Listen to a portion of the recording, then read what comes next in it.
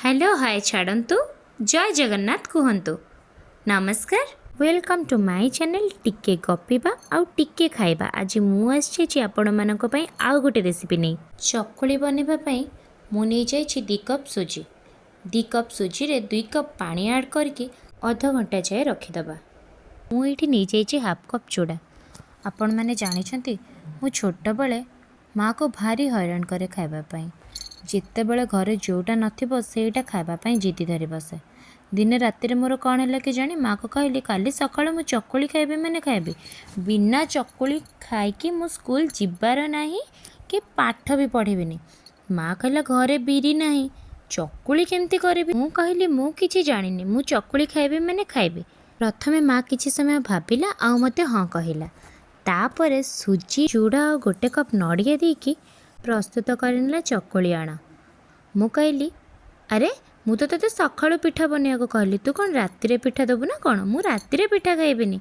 माँ कहला ना ना रातिर नुहे चकुली तोते सकाळु ही मिलिबो।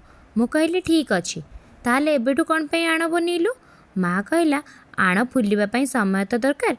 कहली हो ठीक अछि मने मने भाबिली मु तो चकुली खाइबा लोक मु कहीं एते कथा चिंता करबी।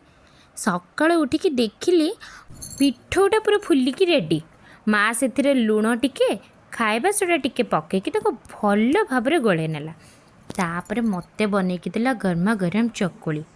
काली रातिर जितेबाला पतिदेव कहले काली सकाळु कौन बनैबो मु कहली काली सकाळु मैगी टिके करदेबी आ कहले पुणी से मैगी सकाळु चकुली टिके कले हंतानी। मु कहली अरे घरे तो बिरी नाही चकुली केमती हबो। हठात मोर मन पड़गला माँ सुजी चकुली कथा। सांगे सांगे माँ को फोन कली और पचारि माँ तू चकुली केमती बनैथिलु कहलु। माँ कहला मते कौन राति अधरे पुणी चकुली खाइबाकु इच्छा होला। मु कहली ना ना से कथा नाही घरे बिरी नाही तू मते कह तो चकुली केमती बनैथिलु। सांगे सांग माँ ठू रेसिपी शुणिकी मु प्रस्तुत कली गरमा गरम चकुली। माँ को केमती कही थांती एबे तो मु बड़ हो गलिनी आउ जिद्दी करूनी।